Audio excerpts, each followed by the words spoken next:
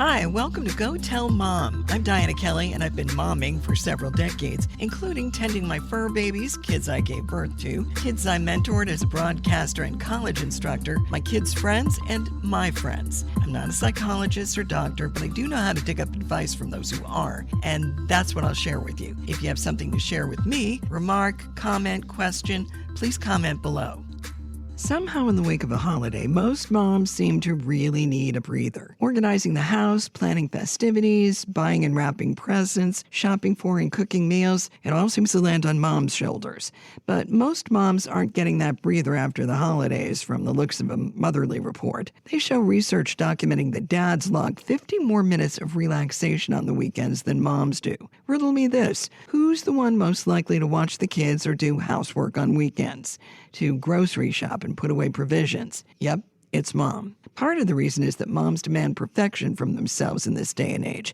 And part of that, Motherly says, is societal pressure. My ex-husband offered when the kids were little to do the laundry and was horrified when his new red shirt turned the whites in the wash pink. Or so he said. I'm not really good at this, he mumbled. Not that I noticed any pink clothes in his wardrobe when we were dating, but to keep harmony, the kids' laundry became my responsibility, at least until they were old enough for me to show them how to use the washer and dryer. But that's not really healthy, head docs say. It tends to make moms resent dads over time, if not immediately. Let's face it, if it's Saturday morning and you're the one running kids to practice and diving into laundry piles back at home while he's got his feet up watching college football, it's not going to go over well. Motherly suggests putting together a list of what you do on the weekend, ripping it in half, and handing the other half to dad. Or if you really want to be fair, add what he says he does on the weekend to the list, and then rip it in half. Maybe he's mowing the lawn for an hour while you're doing a grocery run. Still goes on the list. Part 2 of this is you have to give up control of the task he grabs from the split list. I remember an episode of Roseanne where Rosie had heavy work responsibilities and Dan needed to pitch in. So he did the dishes. And she was about to get on his case about leaving them out to dry because of spots, and her sister stopped her, saying she needed to hand control of the dishes over to Dan, spots and all. Nobody dies from spots. Yeah, it's tough when dad's idea of getting the kids dressed is drastically different from yours. But hey, it's Saturday. You're probably not the only mom whose kids are wearing plaid and striped weekend outfits. Give yourself and your significant other a break and ease up on the kid fashion rules those days. So what would you do on a day or even a half day off, Mom? Kim Robbenheimer from BostonMoms.com suggests reading a good book in a bubble bath, or taking some gal pals to a day spa, or even setting up a makeshift spa at home. Go for a hike and then go to lunch with a view. But plan it out. Make the date with yourself. Jamie from Bright Light Mama actually does a spreadsheet of her time, and she plunks in me time. She calls it a domestic day, and she says she leaves her options open to do a few slow, lovely, recharging things, like reading books or baking bread. She really likes to bake bread. LearningResources.com suggests checking out a local art gallery and grabbing a bistro coffee. Recharging is important for moms. It helps clear the mind and soothe the soul and make you feel like you're not just a drone in the universe. It makes it easier to handle whatever the week will throw at you next. And if your daughter's anything like my daughter, it will make her realize that me time is not a luxury, it's a necessity. Coming up, my friend and colleague Sheri Waltz shares some of her tips on navigating mom time. So, Sheri, we are discussing mom time. Everybody say, oh yeah, mom time, that's when she gets to do her mom thing. It's like, well, what do you define as a mom thing for mom time as opposed to a mom thing like what we do on a daily basis? Because I look at mom time as that's when mom gets to do the things she wants to do. Yes. As opposed to the things that the family wants her to do for them. Now looking back at my life and my kids' childhood, I think that I really struggled with defining what mom time was because certainly as working outside the home, I think I carried a lot of guilt about having time to myself when I wasn't home with the kids all day. So I was at work all day and then I would come home and then I would feel guilty if I didn't want to spend that time with them. And so I would say that when they were really little, most of my mom time was like cooking dinner or, folding the laundry, where I wasn't maybe not actively parenting and they were maybe watching television or they were doing something else but I was still doing things for the family. Yeah. It wasn't until they got a little older where I redefined it as things that were of interest to me. Yeah. And doing hobbies, crafts, because I like to do crafts and that type of thing. Yeah. See, I like doing that too, but it would usually be something for one of the kids. It was, it was working on it. And I'm sure you're like that with you were like that with your craft things too. I like to garden. So anytime we'd move into a place, I would be putting flowers around the fences we would have to have up because we had dogs and kids, and they were small. Right. So it was like I wasn't going to have them racing all over the neighborhood. And I would feel guilty about that because I enjoyed doing it, but I also knew it was something that would make the home look nicer. I always figured the kids would be bringing friends over to see their house, and if their room looked nice, as in their room was painted a color they liked and decorated the way they wanted it to be, then they'd be more inclined to bring kids over, and I'd have a better handle on what was going on in their lives than if they were someplace else. Well, you know how that goes. Yeah. But I would feel guilty if it was something I actually enjoyed doing, because I would consider, then I would say, oh, okay, this must be mom time. This must be mom enjoying herself. I don't really recall relaxing very much. I don't at all. Not until the kids were older. It could just be because my memory is fading. I don't remember.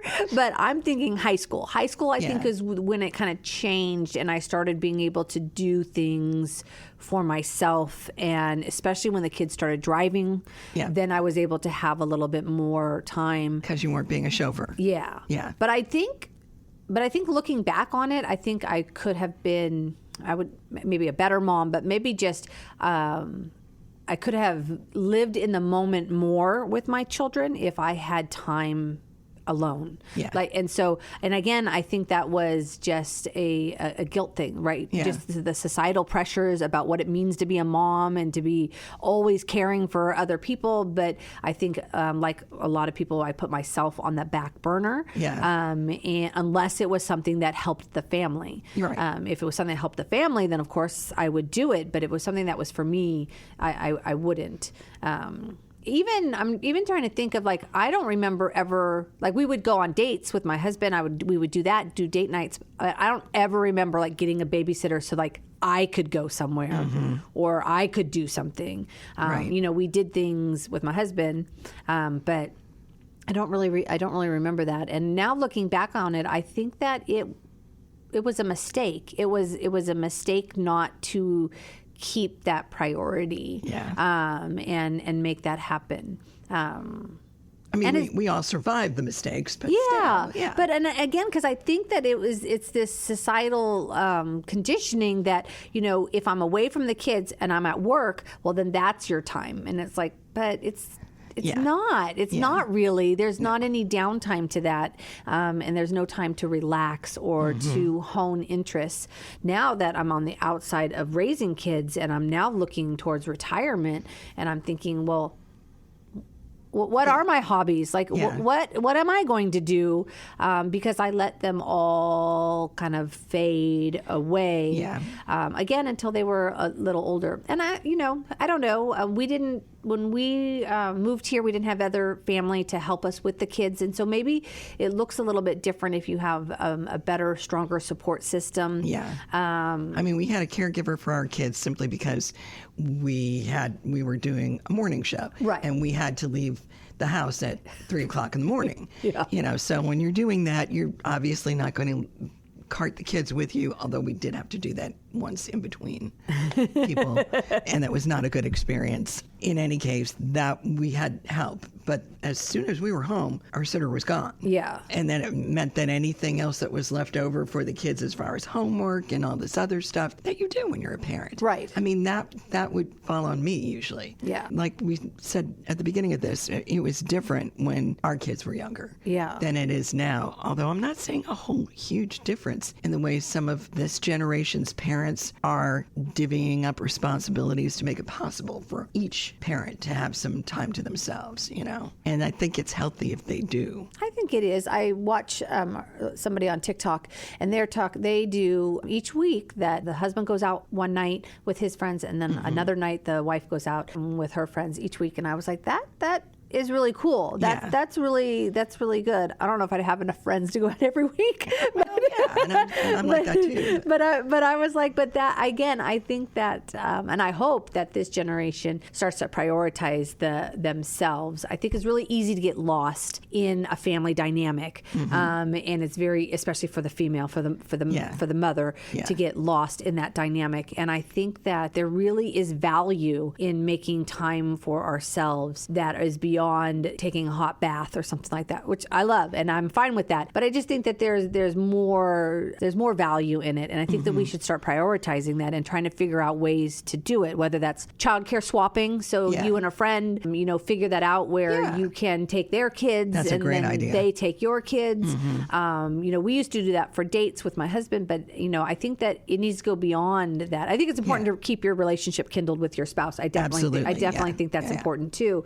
And then it becomes difficult. Well, how do you have time for all this, right? So how do I have time for me and time for my husband and time for my kids? And part of that is because we all think we need to be working more than 8 hours a day. Yeah.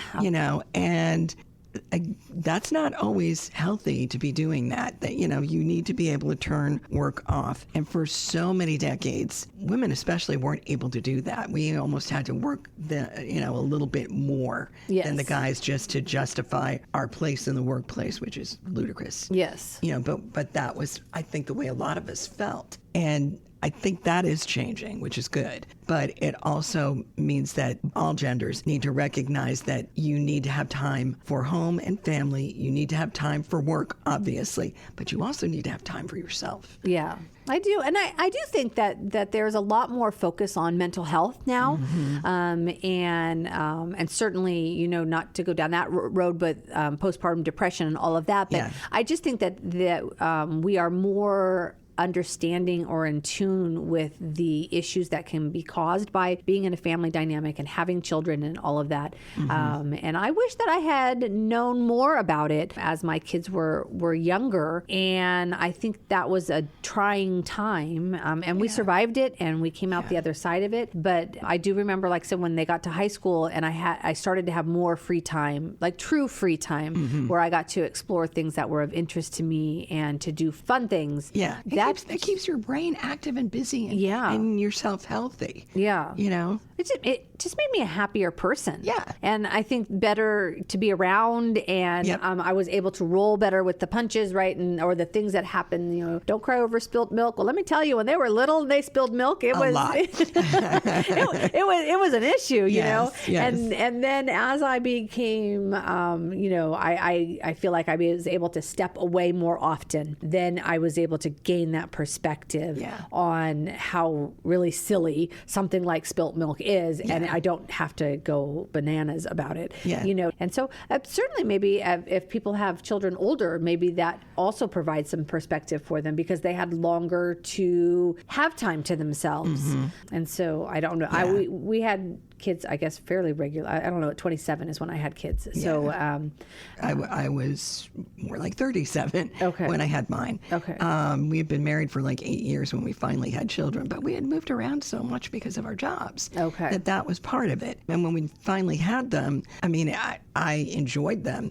And I probably had a little bit less panicky reaction to when things went south because I just would see so many people in my family that were raising kids and kind of knew what to expect a little bit more. Even though I was the oldest of the kids in my family, my brother had kids before I did. Like, he got married at 24 and had kids about maybe a year or two afterwards, so I saw him raising his kids through his 20s and 30s, and they were about high school or closing in on high school age when I had mine. So I could sort of see what they had gone through. Right. And he was in the Air Force at the time. So it was, they traveled a lot. So they were kind of doing what we were doing, but I was watching how they juggled it, which made it really helpful for me. But still, I mean, my sister-in-law did not have a lot of me time, I don't think. And I think that not having me time is really dangerous to a relationship and the dynamic in a family because you're going to have less patience You're going to be more stressed. You're going to feel like there's just too much to do. And that's going to put pressure on you and make you feel anxious. And especially in a society where you've got to be perfect. Yes. You know, and who came up with that idea anyway? I mean, really. You know? I don't know. And I think also part of it is, I don't know, like at least when I think about my life now, I can just waste away a day being on TikTok or social media. Oh, me too. Or watching Netflix or whatever. And I don't think that's me time either. I really don't. I don't walk away feeling rejuvenated by it. Although So sometimes that should not be a mom thing, a mom time thing. yeah, you know, I sometimes need it. Sometimes I just need the break and not do anything. But if I do too much of it, I can really, I don't feel good. You know, my back hurts from sitting on the couch and not eating healthy and all of those other things. I think that, and maybe it's just my generation, but I feel like that we need to go like a little bit more back to structured play with parents, like you know, like participating in a painting class or do like those types of things, because I just feel like when I'm left to my own devices, I wouldn't really even say that I'm doing me things. Yeah, I'm just wasting time. Yeah. Not doing my responsibilities. Yeah, I get it. No, I totally get it. You know, and when I do things that are more structured, then that get me out of my comfort zone and I go do something, then I have a lot of fun and I really enjoy it and I really do feel that invigoration. Like when you're doing ceramics class. Yes, I'm going to do ceramics or anything, you know, even if it's, you know, I don't know, even going to like a restaurant, like and trying something new, like not just going to the normal one, but like doing something fun and different. I can tell the difference in my body and mostly my mental state about how invigorated I feel because of it. And I think that also, I was probably thankful that social media wasn't there when my kids were little, because I probably would have wasted a lot. So whatever little bit of me time I got, I probably would have wasted on social media. And I just think now looking on it, that would have been helpful either. Yeah. It wouldn't have been good. And it really, for me, needs to be something more planned and set. Yeah. I understand that. I love to write, and for 2 decades I didn't because of raising the kids and doing my job. And when I finally got a chance, when we were between jobs, and I started writing, to me it was like it poured out of me because I obviously wanted to have this time to do that. So like when the kids were in school and I was writing, it was great to be able to spend that amount of time just focusing on an idea, you know, and following it through. And it was something I created, you know, and it was fun. I enjoyed doing it. So I know you took your ceramics class. I took a screenwriting class and started doing that. And again, it was just like everything sort of poured out of me that I hadn't thought about creating in so long. You know, it was really, really nice. And it did feel like me time. Yeah. You know, I think it's important. Yeah. I really do. But I think it's a struggle. And I couldn't even imagine being a single parent and then trying to work that into life. And so I'm not even sure how to go about that and what that looks like. But I would definitely say that trying to figure out a way to prioritize it would be very helpful and healthful to people and their mental state, and trying to figure out, again, like swapping childcare or I don't like sports. So when my kids were in sports, you know, if I had made better use of that time when I dropped them off to practice, because honestly what I used to do is I drop them off for practice and come home and do laundry or do the things that needed to be done. Exactly. And I could have prioritized that to do something different, right? And again, but I think that there was all that guilt involved, that I wouldn't spend that time for myself. And I wish that someone had told me earlier that you shouldn't feel guilty for it, that it is really beneficial for yourself and for your children to do that. And I think there are small ways that I could have found more time. Yeah. If I wasn't riddled with mom guilt. Yeah. And that's just it. We need to kind of dump off the mom guilt and think about what you could enjoy doing during your kids' free time. Well, your kids, and it is their free time. I mean, they don't have to do sports. Right. It's something they want to do. It's a part of socialization. And us having time to do something that we want to do is also an important part of socializing. So, yeah. You know, I sat on the sidelines and talk to parents, which I guess was good. I did that but, too. Yeah. But I think that again, they're a balance. Yeah. Finding balance is super important. So I could have taken a few of those practices and done something, and been able to be better focused. Well, when I lived in Atlanta, we would do bunco. Oh, yes. Like once a month. One of my church group I was in would do bunco once a month. And that, to me, was kind of freeing and socializing. But it was, as you said, structured. I mean, they would make plans. So we knew bunco was there. And that was something that I was able to do and kind of get away with it in my head because it was a church function and all that. But it was something that was really mom time for all of us that were involved in that. And I think, again, your idea of structure to do this kind of would help get us off the hook when it comes to that guilt thing. Yeah. Which I think is really important. I think people should stop thinking that free time is a bad thing, that it's wrong to want to be able to relax and unplug and not feel like you've got to be rushing out to do the next task. Yes. Yeah. And I think it's really difficult in now because of the side hustle culture, and it's like you can't do anything that isn't profiting you. Yeah. And I think that's going unhealthy. To make it even, really unhealthy, and is going to make it even worse because there's no reason why you can't just go do something for the sake of enjoying it. Yeah. You don't have to monetize everything that you do, and it's just, I think that now this generation, they have to think about it even in a different way. It might not be mom guilt anymore, but it might be financial guilt, like thinking about how much things cost and what that looks like and trying to achieve a lifestyle that they want. And now they're so burdened by the lifestyle. Yeah, by consumerism and that's and where FOMO and all that. Yeah, exactly. And so then they spend their time on the side hustle, which wears them out. Yes. I mean, it really does, emotionally, physically, mentally. Yeah. And we just need to be able to take a break. Yeah. So we as moms need to lead that charge, because if our kids are always seeing us feeling like we've got to do the side hustle and doing tasks all the time, it's going to make them feel like that's the way they have to behave. And you don't want that with your kids. I don't think so. You don't want that for your kids. No, I think that they can find another way. Yeah. The older I get, the more I'm realizing that there is more than one way. Yep. And I hope that my children will see from what's out there now.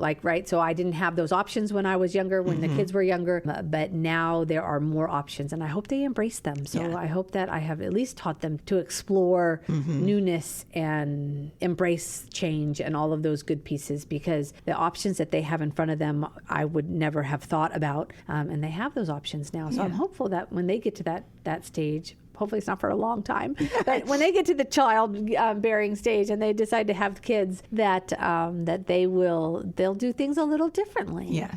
And maybe by then they'll have robots that we can have at home. Yeah, I would love that. Me too. Thanks, Sheri. Great discussion, and hopefully we've shed some light on those that fear having downtime. Hey, thanks for listening to this episode of Go Tell Mom, where we chew on stuff that you talk about with your mom, or maybe not. I'm Dianna Kelly. If there's something you want brought up, something you want to add, comment below, and I'll be back next week.